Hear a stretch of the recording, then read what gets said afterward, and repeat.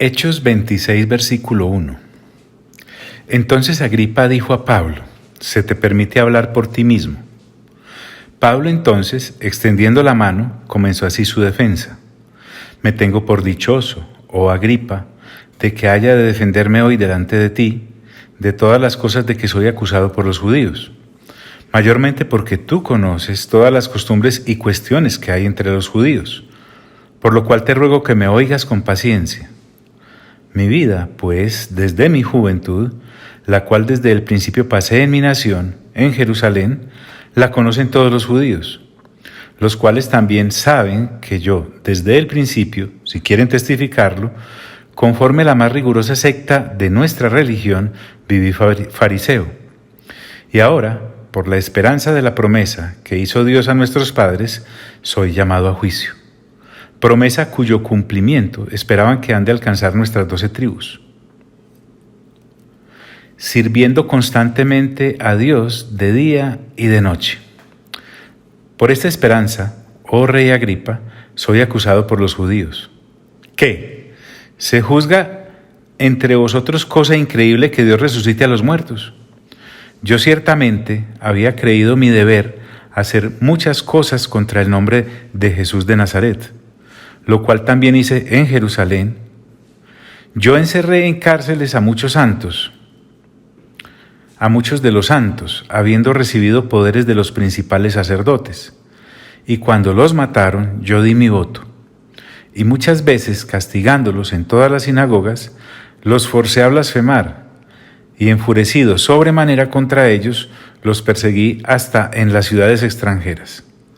Ocupado en esto, iba yo a Damasco con poderes y en comisión de los principales sacerdotes, cuando a mediodía, oh rey, yendo por el camino, vi una luz del cielo que sobrepasaba el resplandor del sol, la cual me rodeó a mí y a los que iban conmigo. Y habiendo caído todos nosotros en tierra, oí una voz que me hablaba y decía en lengua hebrea: Saulo, Saulo, ¿por qué me persigues? Dura cosa te es dar coces contra el aguijón. Y entonces dije: ¿Quién eres, Señor? Y el Señor dijo: Yo soy Jesús, a quien tú persigues. Pero levántate y ponte sobre tus pies, porque para esto he aparecido a ti, para ponerte por ministro y testigo de las cosas que has visto, y de aquellas en que me apareceré a ti, librándote de tu pueblo y de los gentiles a quienes ahora te envío, para que abras sus ojos, para que se conviertan de las tinieblas a la luz, y de la potestad de Satanás a Dios, para que reciban por la fe que es en mí perdón de pecados y herencia entre los santificados. Pablo continúa su defensa y hoy miremos a partir del versículo 19 de Hechos 26. Él dice: por lo cual, oh rey Agripa. Ese por lo cual nos hace bien en recordar lo que el versículo 18 resume, juntamente con el 17 y el 16.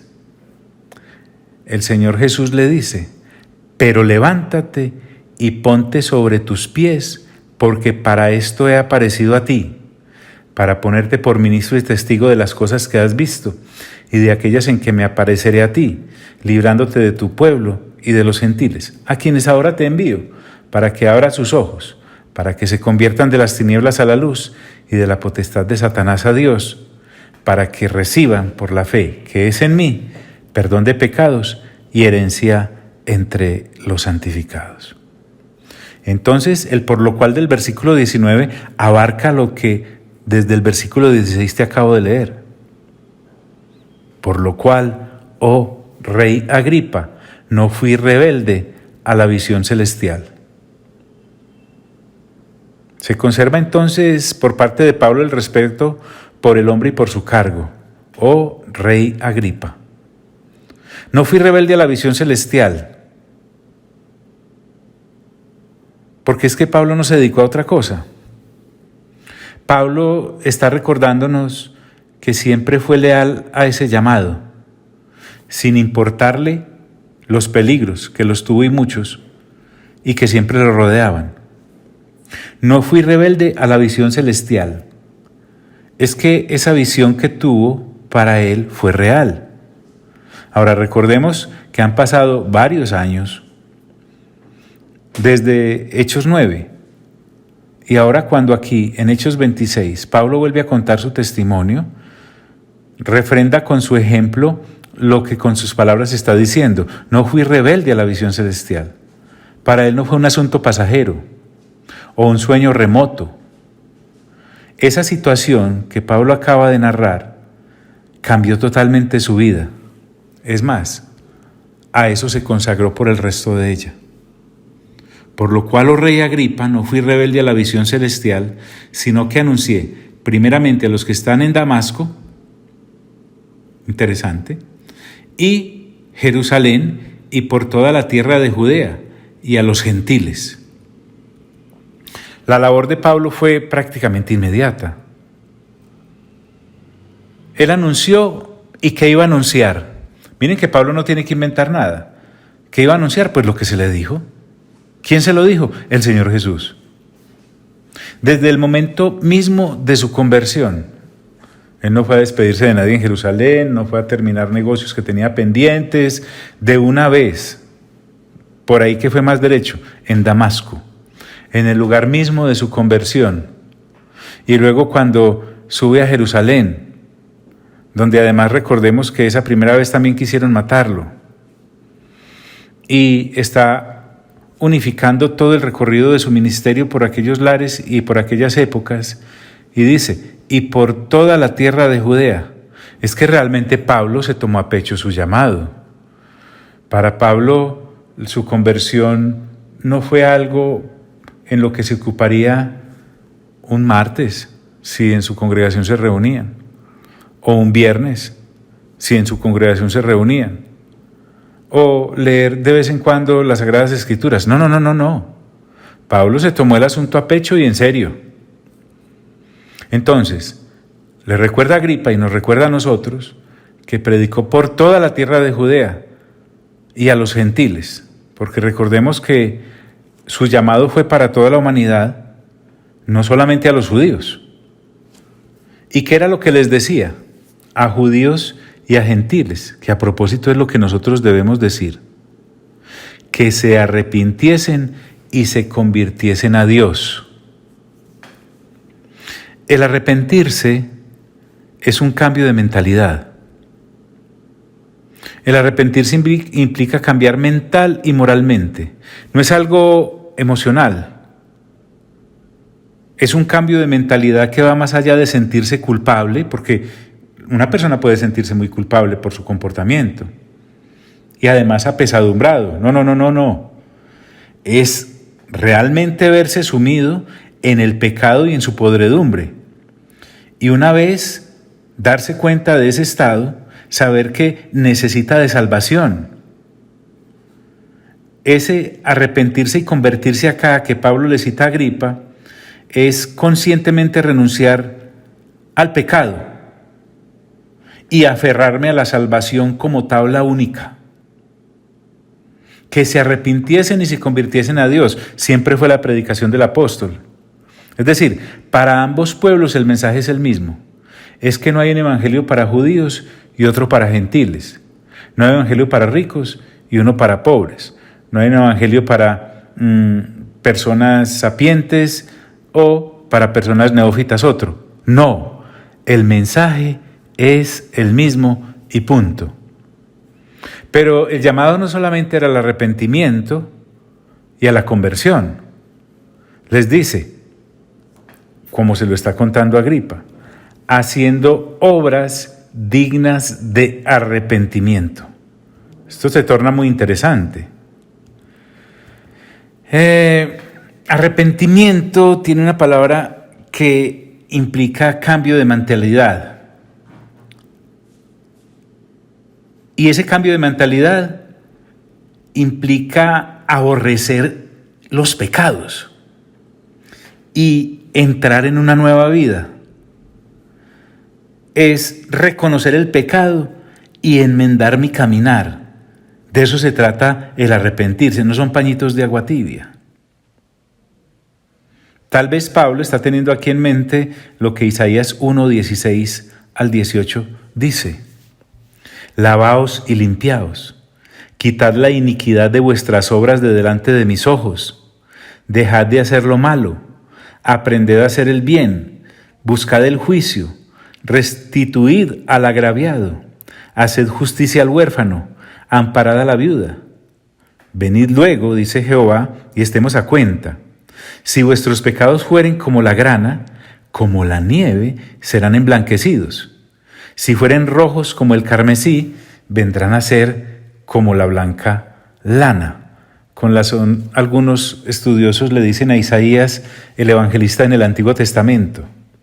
El mismo Isaías dice en su capítulo 55 del versículo 7 al 9, oiga esto: deje el impío su camino y el hombre inicuo sus pensamientos, y vuelva hacia Jehová, el cual tendrá de él misericordia, y al Dios nuestro, el cual será amplio en perdonar.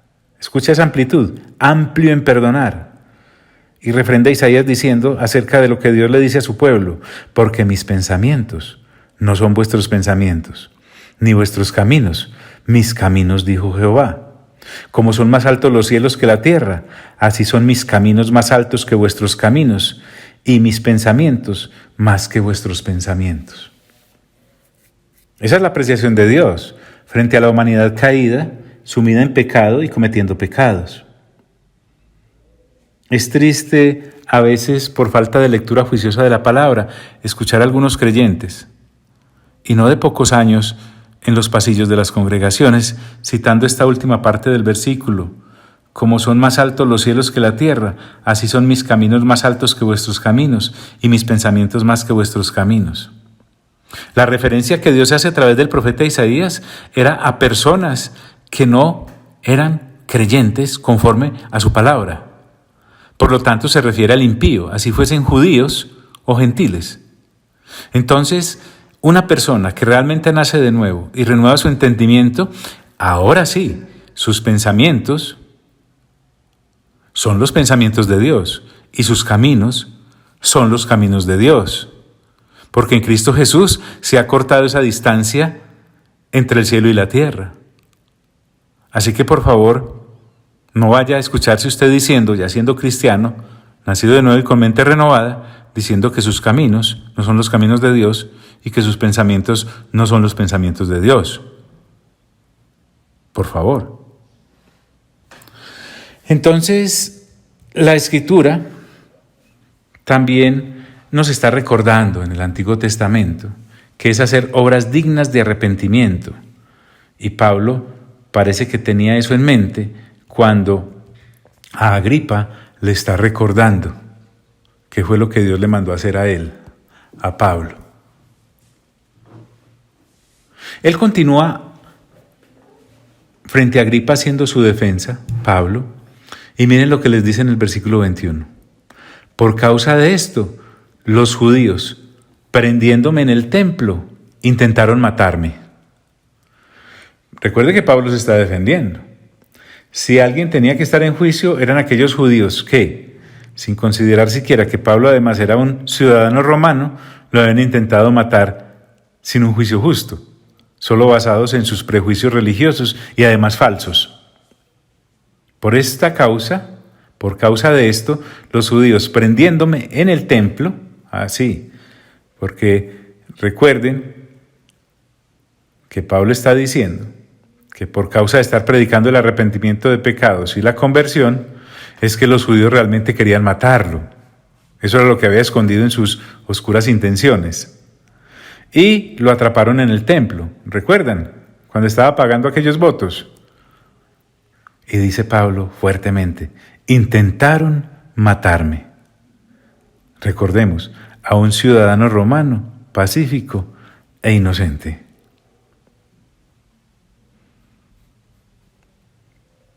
En Hechos 21, versículo 30 al 32, y nuevamente en Hechos 21, del versículo 35 al 36, veamos esos intentos que los judíos hicieron de tratar de matar a Pablo. Es que uno a veces pasa por ahí lo intentaron matar, como si estuviera hablando pues que tiene la camisa de color blanco. No, señor. Dice, así que toda la ciudad, estoy en el capítulo 21, se conmovió y se agolpó el pueblo, y apoderándose de Pablo, le arrastraron fuera del templo, e inmediatamente cerraron las puertas, y procurando ellos matarle, se le avisó al tribuno de la compañía que toda la ciudad de Jerusalén estaba alborotada. Este, tomando luego soldados y centuriones, corrió a ellos, y cuando ellos vieron al tribuno y a los soldados, dejaron de golpear a Pablo, es que lo iban a matar. Al llegar a las gradas, ya está más adelantico en el mismo capítulo, cuando se le permite hablar, aconteció que era llevado en peso por los soldados a causa de la violencia de la multitud, porque la muchedumbre del pueblo venía detrás gritando, ¡muera! Entonces, si el tribuno no lo protege, llevándolo a la fortaleza, y como estaba tan golpeadito, los soldados tuvieron que llevar a Pablo y hacerle subir las gradas. Intentaron matarme. Lo mismo ocurre en Hechos capítulo 22. Aquí estamos en el capítulo 26, pero recuerden que es que entre el capítulo 22 y el capítulo 26 han pasado varios años. Y a uno se le puede olvidar. Si se le olvida a uno leyendo unos capítulos que los lee en 10 minutos, ahora lo que ha transcurrido en varios años. Capítulo 22, versículo 22 dice, y le oyeron hasta esta palabra. Entonces alzaron la voz diciendo, quita de la tierra a tal hombre, porque no conviene que viva. Y como ellos gritaban y arrojaban sus ropas y lanzaban polvo al aire, bueno, usted acabará de leer el resto. Y en el mismo Hechos, en el capítulo 23, versículo 12 al 14 dice, venido el día, algunos de los judíos tramaron un complot y se juramentaron bajo maldición, diciendo que no comerían ni beberían hasta que hubiesen dado muerte a Pablo. ¿Se acuerdan? Cuando el sobrino logró escuchar y entonces a Pablo le fue a avisar y después se lo contó al tribuno.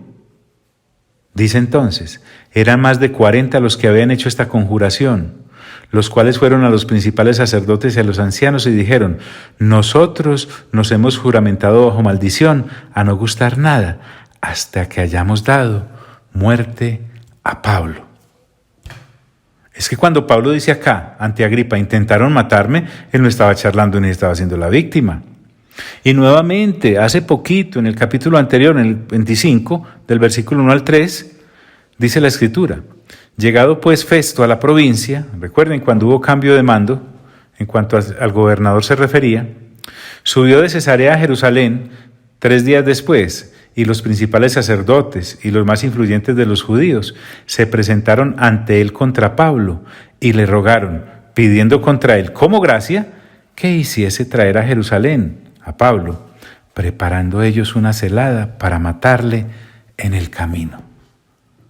Así que esto de intentaron matarme no es una imaginación que Pablo tuvo, es real. Y Lucas lo deja sentado en la narración de Hechos.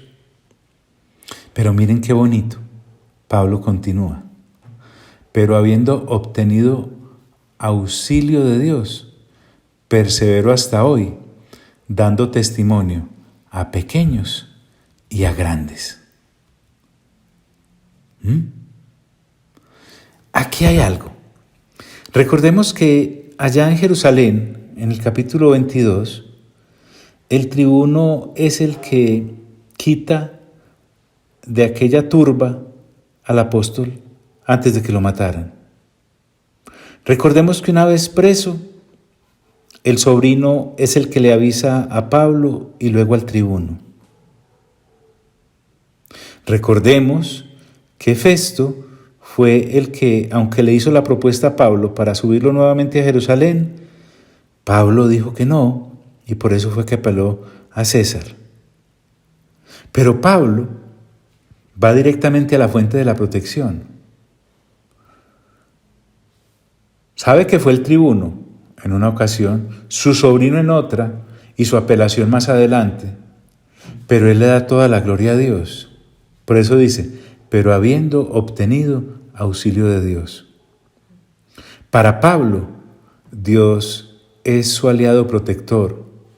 Para Pablo es Dios el que lo ayudaba. Para Pablo es Dios el que lo asistía. Para Pablo es Dios el que lo protegía. Fue Dios, no el tribuno, no su sobrino, no su apelación. Es Dios. Pablo sabe conscientemente que Dios en su soberanía es el que define quién sí y quién no debe vivir. Por eso él dice, pero habiendo obtenido auxilio de Dios, persevero hasta el día de hoy. Es decir, a Pablo tampoco lo amilanó la cárcel que está sufriendo por haber sido apresado en Jerusalén. No, ni tampoco se acobardó, ni se desanimó, ni le dijo al Señor Jesús, no, yo no vuelvo a hablar de usted, mire cómo me está yendo de mal, estoy hasta preso, me han golpeado, me han intentado matar, llevo con mi libertad perdida desde hace más de 2 años. No. Pablo no pierde tiempo ni lágrimas en quejarse. Él sabe que su destino está en manos de Dios y por eso dice, hasta el día de hoy. Pablo no usó como disculpa el estar preso para no predicar, para no enseñar o para dejar de creer. Qué falta de carácter algunos tenemos el día de hoy, cuando ante cualquier mínima vicisitud, que nada tiene que ver con cárceles o golpizas o privaciones de la libertad o intentos de asesinato, hasta por mucho menos, pensamos e inclusive decimos, no vuelvo a hablar más de Dios porque estoy como, hombre, ¿dónde hemos sido formados? Entonces, Pablo le dice a Agripa, persevero hasta el día de hoy, dando testimonio a pequeños y a grandes. Porque es que así se le había ordenado. A pequeños y a grandes porque así como Dios no hace acepción de personas, su evangelio tampoco hace acepción de personas. Es a todo el mundo por igual.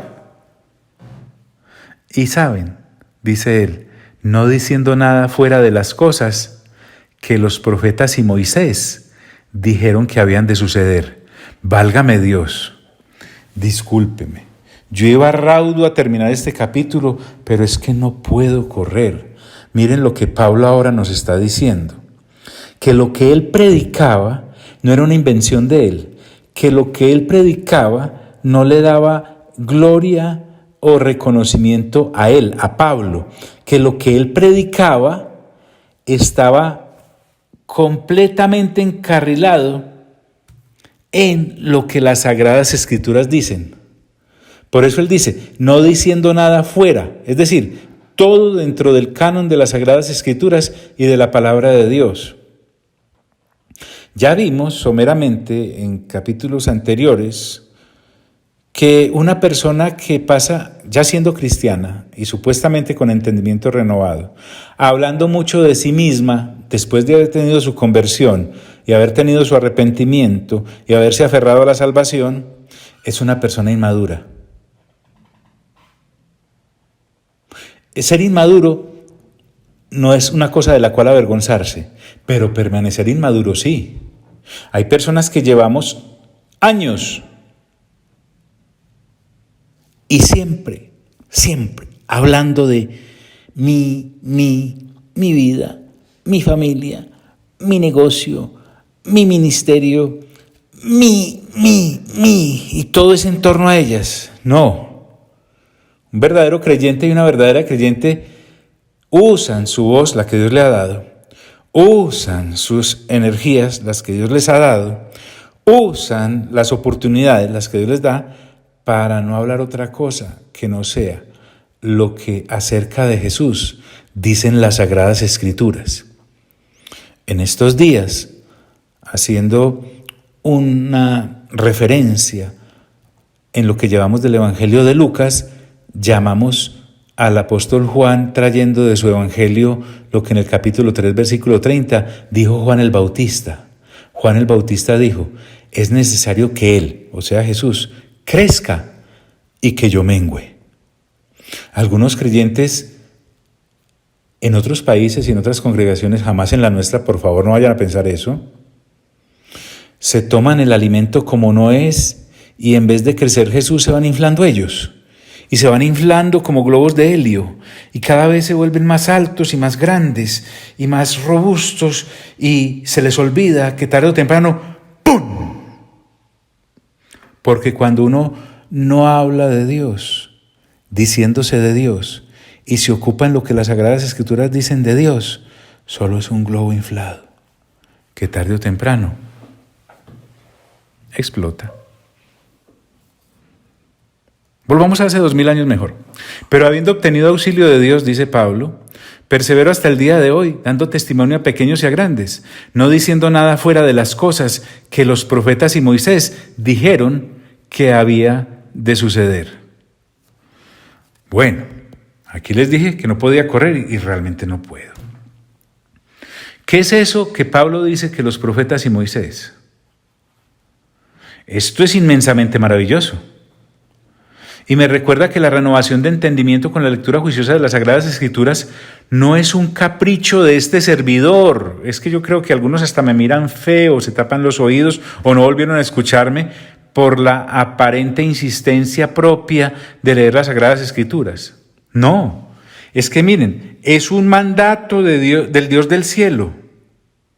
Y hoy quiero iterar lo de que los 9 capítulos como mínimo para renovar el entendimiento del Nuevo Testamento son fundamentales para poder hablar como el apóstol Pablo y decir, no diciendo nada fuera de estas cosas que los profetas y Moisés dijeron que había de suceder. Y es que no se me ocurre a mí solamente, por favor, ni a Pablo, ni a Lucas que lo citó.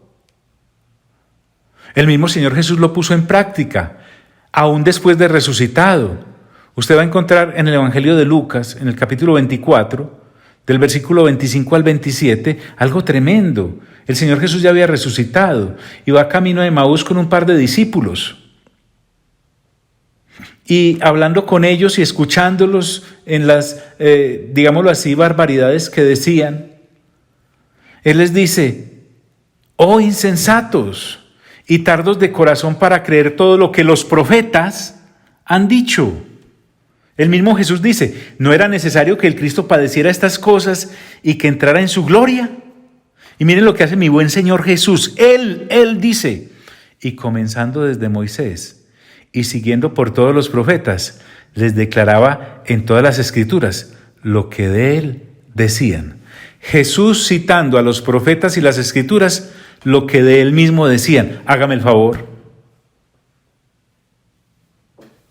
El mismo Juan en su Evangelio nos recuerda que Felipe mismo, uno de los apóstoles, renovaba su entendimiento. O sea, cuando el Señor Jesús lo encontró no era sino remojarle lo que de Escritura sabía. Porque Felipe halló a Natanael, estoy en capítulo 1, versículo 45 del Evangelio de Juan, y le dijo, hemos hallado a aquel de quien escribió Moisés en la ley, así como los profetas, a Jesús, el hijo de José, de Nazaret. Entonces esto es grande, grande como un edificio, grande.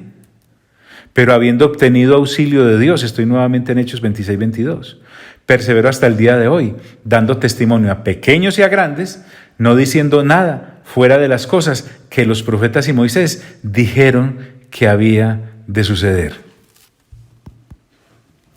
Y aquí viene. Amarres el cinturón que el Cristo había de padecer y ser el primero de la resurrección de los muertos para anunciar luz al pueblo y a los gentiles. Escuchen. Yo ya me estoy leyendo los 9 capítulos del Nuevo Testamento. Créame que casi no empiezo. Yo creí que eso era cantaleta suya. Discúlpeme. Se la recibo, claro que sí, con mucho gusto. ¿Qué hago? Es que lo de los 9 capítulos es lo mínimo. Porque es que el Antiguo Testamento es base fundamental para apoyar todo lo que en el Nuevo decimos. Pero bueno, supóngase que a usted le corresponde evangelizar a alguien que no cree en el Nuevo Testamento. Supóngase pues. ¿Qué va a hacer? Si usted le habla de Mateo y le dice, eso no, yo solo creo en el Antiguo. Creo de Moisés hasta Malaquías, pero no sé quién es Jesús. ¿Sí? Fácil. Desde el mismo Antiguo Testamento yo puedo llevarlos a Cristo. Que los profetas y Moisés dijeron que había de suceder. Miren lo que este Pablo es un tremendo. Aún nos habla. 1, que el Cristo había de padecer. John, a ver pues, ¿dónde está eso de que el Cristo había de padecer en el Antiguo Testamento? Ahí le va. Salmo capítulo 22, versículo 1. Versículo 6 al 8. Versículo 14 y versículo 16 al 18 del mismo capítulo. Ojo pues. Recuerde quién dijo estas palabras, pero las estoy leyendo en los Salmos. Dios mío, ¿por qué me has desamparado? ¿Por qué estás tan lejos de mi salvación y de las palabras de mi clamor? Mas yo soy gusano y no hombre, oprobio de los hombres y despreciado del pueblo. Todos los que me ven me escarnecen. Estiran la boca, menean la cabeza diciendo, se encomendó a Jehová, líbrele él. Sálvele, pues de que en él se complacía. He sido derramado como aguas y todos mis huesos se descoyuntaron. Escuche bien, se descoyuntaron, no está diciendo se quebraron. Mi corazón fue como cera, derritiéndose en medio de mis entrañas, porque perros me han rodeado. Me ha cercado cuadrilla de malignos. Ojo pues a esta. Horadaron mis manos y mis pies. Contar puedo todos mis huesos. Entre tanto, ellos me miran y me observan. Y termina el mismo salmo diciendo, repartieron entre sí mis vestidos y sobre mi ropa echaron suertes. ¿No dice entonces acaso que el Cristo había de padecer aún en el Antiguo Testamento? Isaías dice en el capítulo 50, versículo 6, di mi cuerpo a los heridores y mis mejillas a los que me mesaban la barba, es decir, me arrancaron la barba. No escondí mi rostro de injurias y de esputos, o sea, de salivazos. Pero si alguna duda me puede quedar, entonces es imposible para mí no citarte el capítulo 53 de Isaías, todo completico. No vaya a salir corriendo que no es largo, son solo 12 versículos. Dice así, ¿quién ha creído a nuestro anuncio? ¿Y sobre quién se ha manifestado el brazo de Jehová? Subirá cual renuevo delante de él y como raíz de tierra seca.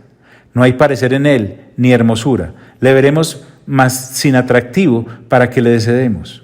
Despreciado y desechado entre los hombres, varón de dolores, experimentado en quebranto. Y como que escondimos de él su rostro. Fue menospreciado y no lo estimamos. Ciertamente llevó él nuestras enfermedades y sufrió nuestros dolores. Y nosotros le tuvimos por azotado, por herido de Dios y abatido. Mas él herido fue por nuestras rebeliones, molido por nuestros pecados. El castigo de nuestra paz fue sobre él, y por su llaga fuimos nosotros curados. Todos nosotros nos descarriamos como ovejas, cada cual se apartó por su camino, mas Jehová cargó en él el pecado de todos nosotros. Angustiado él y afligido, no abrió su boca. Como cordero fue llevado al matadero y como oveja delante de sus trasquiladores. Enmudeció y no abrió su boca. Por cárcel y por juicio fue quitado. Y su generación, ¿quién la contará? Porque fue cortado de la tierra de los vivientes. Y por la rebelión de mi pueblo fue herido. Y se dispuso con los impíos su sepultura. Mas con los ricos fue su muerte. Aunque nunca hizo maldad, ni hubo engaño en su boca. Con todo eso, Jehová quiso quebrantarlo, sujetándole a padecimiento. Cuando haya puesto su vida en expiación por el pecado, oiga bien, verá linaje, vivirá por largos días, y la voluntad de Jehová será en su mano prosperada. Verá el fruto de la aflicción de su alma, y quedará satisfecho. Por su conocimiento, justificará mi siervo justo a muchos, y llevará las iniquidades de ellos. Por tanto, yo le daré parte con los grandes, y con los fuertes repartirá despojos, por cuanto derramó su vida hasta la muerte, y fue contado con los pecadores, habiendo él llevado el pecado de muchos, y orado por los transgresores. Y como si fuera poco, pues por si alguna duda, Zacarías, en el capítulo 12, versículo 10 dice: y derramaré sobre la casa de David y sobre los moradores de Jerusalén espíritu de gracia y de oración, y mirarán a mí, a quien traspasaron, y llorarán como se llora por un hijo unigénito, afligiéndose por él, como quien se aflige por el primogénito. Zacarías nos recuerda que las Sagradas Escrituras, Moisés y los profetas, y te acabo de citar los Salmos, que el Cristo había de padecer. Y ese último que te cité de Zacarías nos está hablando de lo que en Apocalipsis 1 el mismo Señor Jesús recuerda cuando habla con Juan. Bueno, decíamos que Pablo le está recordando a Agripa que el Cristo había de padecer, según lo que Moisés y los profetas dijeron. Pero no se queda ahí y le dice: y ser el primero de la resurrección de los muertos. John no me diga que también el Antiguo Testamento habla de la resurrección.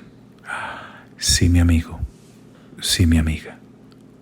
Oseas, capítulo 6, versículo 1 al 3, dice: venid y volvamos a Jehová, porque Él arrebató y nos curará, hirió y nos vendará. Nos dará vida después de 2 días. En el tercer día nos resucitará y viviremos delante de Él y conoceremos y proseguiremos en conocer a Jehová, como el alba está dispuesta a su salida, y vendrá a nosotros como la lluvia tardía y temprana a la tierra. No crea que me olvidé. El énfasis que estoy haciendo es la renovación constante de nuestro entendimiento con base en la lectura juiciosa de las Sagradas Escrituras.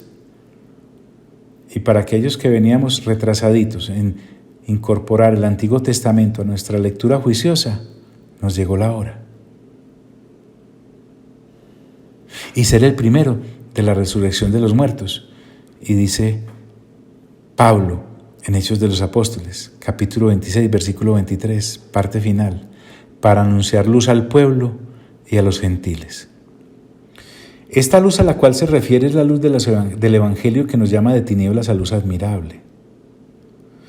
Y es coherente Pablo con lo que ya vimos, que Zacarías, el papá de Juan el Bautista, profetizó en el Evangelio de Lucas, capítulo 1, porque el Señor Jesús venía a traer luz al pueblo de Israel, porque no estaban del todo en oscuridad. Al fin y al cabo ellos tenían el Antiguo Testamento en su haber, los patriarcas, los profetas, las mismas Escrituras, al mismo Moisés. Por eso dice luz al pueblo y a los gentiles, porque es que los gentiles sí estábamos en completa oscuridad. Entonces el anuncio de Pablo es universal, y ahí se encuentra uno el por qué ante un hombre pagano como Agripa, como Festo, como los tribunos, como Berenice, como todos los que estaban allí en su gran mayoría, Pablo no les niega nada del Evangelio, para anunciar luz al pueblo y a los gentiles. Entonces, es claro para nosotros, y quisiera dejar ahí por hoy, porque creo que es tremenda tajada para digerir, dándole la gloria al Padre. Gracias, amado Padre. Dándole toda la honra al Señor Jesús. A ti sea la honra, amado Hijo de Dios. Y dándole la alabanza al Espíritu Santo, que ahí en su labor silenciosa y recatada es el que nos está permitiendo tener luz y darnos cuenta que lo que Pablo entregó ese día, aduciendo su defensa, es realmente un testimonio acerca del Dios del cielo. Y todo porque era un hombre juicioso en la renovación del entendimiento, con las Sagradas Escrituras. Mejor dicho, con el solo Antiguo Testamento los llevó a Cristo. Jesús, Señor nuestro.